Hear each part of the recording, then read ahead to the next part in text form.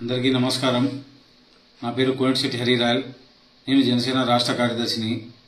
ఈ వీడియో యొక్క ముఖ్య ఉద్దేశం కడప ఎమ్మెల్యే మాధవరెడ్డి గారు గురించి ఒక నిమిషం మాట్లాడుకుందాం। ఆ వీడియోకి వెళ్ళే ముందర ప్రతి ఒక్కరు కూడా ఛానల్ను సబ్స్క్రైబ్ చేయండి, ఆ లింక్ షేర్ చేసి మీ ఫ్రెండ్స్తో చేయించండి, అదేవిధంగా లైక్ చేయండి, కామెంట్ పెట్టండి। మాధవరెడ్డి గురించి, ఎమ్మెల్యే మాధవరెడ్డి గారి గురించి మాట్లాడదాం। అలాగే వాసు గారి గురించి, వాసు సార్ గారి గురించి, అంటే మాధవరెడ్డి గారి భర్త అయిన వాసు సార్ గురించి మనం మాట్లాడుకుందాం। ఎందుకురా వీడియో చేయాల్సి వచ్చింది అని చెప్తే, మొన్న జాబ్ మేళా అని ఒకటి పెట్టారు। దాదాపు ఒక 40,000 మంది రిజిస్ట్రేషన్స్ అయ్యాయి, దాదాపు ఒక 5,000 మంది దాకా ఉద్యోగాలు వచ్చాయి।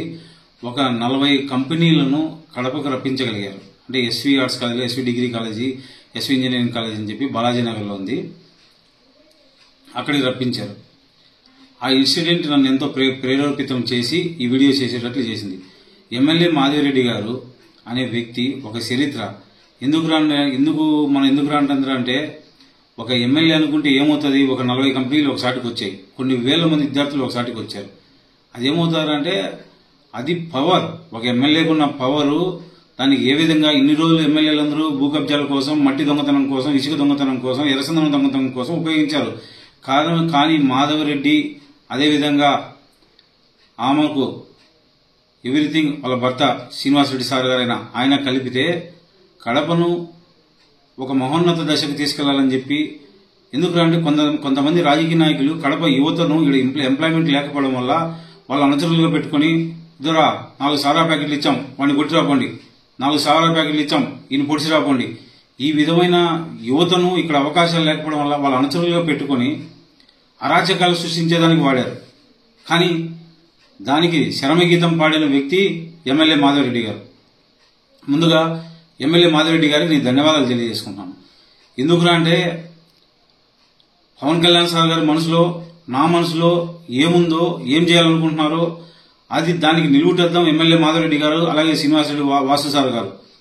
ఎందుకురా అంటే ఒక యువతకు ఎంప్లాయ్మెంట్ ఉండి వాళ్ళ జీవనోపాధి ఉంటే క్రైమ్ రేట్ అనేది తగ్గిపోతుంది। ఎందుకంటే యువత ఖాళీగా ఉండడం అత్యంత, ఎవరినైనా సరే ఒక కొటేషన్ చెప్పాడు సుభాష్ చంద్రబోస్ గారు, 100 మంది తెలివి లేని వ్యక్తులను ఖాళీగా ఉంచినా పర్వాలేదు, కానీ ఒక తెలివిగల వ్యక్తిని ఖాళీగా ఉంచితే చాలా ప్రమాదం అని చెప్పి ఈ కడప గురించి ఆలోచించి, సీమ అభివృద్ధి కోసం ఆలోచించే వ్యక్తి మాధవరెడ్డి గారు। అదేవిధంగా మాధవరెడ్డి అనే వ్యక్తి కడప జిల్లాలో 10 నియోజకవర్గాలు కాదు కదా, ఈ 175 నియోజకవర్గాల్లో ఏ ఎమ్మెల్యే చేయని పని జాబ్ మేళా పెట్టిన ఒకే ఒక ఎమ్మెల్యే మాధవరెడ్డి గారు। అదేవిధంగా కూడా అసెంబ్లీలో నాకు ఎంత ఇన్స్పిరేషన్ అంటే, ఆమె ఎందుకు అందరికీ ఆదర్శం అంటున్నారంటే, అసెంబ్లీలోకి వెళ్ళి సార్ మా కడపలో నీళ్లు లేవు సార్, మా కడపలో గంజాయి ప్రాబ్లం ఉంది సార్ అని, అసలు ఎవరైనా ఒక ఎమ్మెల్యే వెళ్ళి అసెంబ్లీలో సమస్యలు మాట్లాడడం చూసి నాకైతే గుర్తులేదు, నాకు ఊహ తెలిసిన నుంచి గుర్తే లేదు। ఆమె ఒక ఎమ్మెల్యేగా ఉండి పోయి సమస్యలు చెప్తుంది, ఏదో నేను సోమవారం కలెక్టర్ దగ్గరికి పోయి సమస్యలు పిటిషన్లు చెప్పినట్టు చెప్తుంది। ఎందుకంటే ఇందులో ఎమ్మెల్యేలు కూడా గూండాయిజం, రౌడీజం చేసి వాళ్ళు ఏం కావాలనుకుంటే అది చేశారు। ఈరోజు అలా కాదు, రాజ్యాంగాన్ని గౌరవించి చట్టాన్ని గౌరవించి ఏం చేస్తుంది, పోయి అసెంబ్లీలో చెప్తుంది, సమస్యలు వినిపిస్తుంది, ప్రజల గొంతుకు తెలియజేస్తుంది, అందుకు ఎమ్మెల్యేలు గెలిపించింది। కాబట్టి వాసు సార్ గారు, ఎమ్మెల్యే మాధవరెడ్డి గారు మన కడపకు సీతారాములు లాంటి వాళ్ళు। ఆ సీతారాముల పరిపాలనలో ఎలాగైతే రామరాజ్యం, ఆకలి లేని రాజ్యం, సామ్రాజ్యం ఎలా అయితే ఆనాడు రామరాజ్యం నడిచిందో, కడపలో ఈ ఎమ్మెల్యే మాధవరెడ్డి గారు, వాసు సార్ గారు రామరాజ్యం తెస్తారని చెప్పడంలో ఏమాత్రం సందేహాస్పదం కాదు। ఎందుకురా అంటే వాళ్ళు చేసే విధానాలు కానీ, ఆ సమస్యలు తీసుకెళ్లి అసెంబ్లీలో చెప్పడం కానీ, ఎందుకంటే ముఖ్యంగా చెప్పుకోవాల్సింది మాధవరెడ్డి గారి గురించి, మాధవరెడ్డి మేడం గారి గురించి, వాసు సార్ గురించి నా దగ్గర కొన్ని సమస్యలు చేస్తున్నారు। ఏమని చేస్తున్నారు అంటే ప్రజా సమస్యలు, కొన్ని 100 సమస్యలు। రోజుకు వాసు సార్ గారికి అయితే ఒక 20 సార్లు ఫోన్ చేస్తా, ఎందుకు ఆయన ఏమన్నా అనుకుంటాడా, అవి ఇవన్నీ చూడండి, ఎందుకంటే ప్రజలు సమస్యతో వచ్చారు, వాసు సార్ మీ అలయన్స్ లో ఉన్నాం, మేము పొత్తులో ఉన్నాం, సార్కి చెప్పాలా, 20 సార్లు ఓపిక్గా ఆన్సర్ చేస్తాడు, 20 సమస్యలు చేస్తాడు। ఎవరికైనా వెళ్ళి ఫోన్ ఇది సార్ అంటే ఫోన్ చేసి ఫోన్ ఇవ్వాలి నీకు చెప్తానంటాడు। అంటే దాంట్లో నా స్వార్థం ఏం లేదు, అక్కడ నా పర్సనల్ ఇంట్రెస్టే లేదు, నేను ఏమీ ఆయన నా వ్యక్తిగత స్వార్థాలకు నేను చేసుకోలేదు।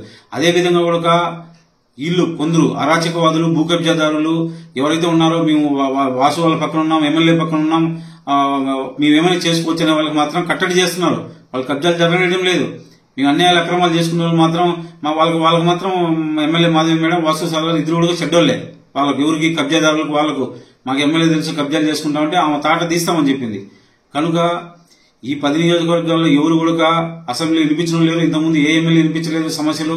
అదేవిధంగా ప్రతి ఒక్క బేస్తవారం గ్రీవింగ్ సెల్ పెట్టారు. ప్రజల సమస్యలు డైరెక్ట్గా వెళ్తున్నారు. ప్రతి ఒక్క రోజు 24 గంటలు జనాల్లో ఉంటుంది, 24/7. I salute to you madam. అదేవిధంగా మీరు జనసేనలోకి వస్తే మేడం భవిష్యత్తులో, అంటే ఇప్పుడు I'm not commenting on alliance and all, but just only madam I'm telling my opinion. మీరు కూడా జనసేనలోకి వస్తే పవన్ కళ్యాణ్ గారి ఆలోచన విధానం, మీ ఆలోచన విధానం ఒకటే. కాబట్టి మనం ఇంకా భవిష్యత్తులో ఇంకా మీ ఐడియాలజీకి జనసేన పార్టీ అనేది సూటబుల్ అండ్ అప్రాప్రియేట్ అని తెలియజేస్తున్నాను మేడం. జై హింద్, జై జనసేన.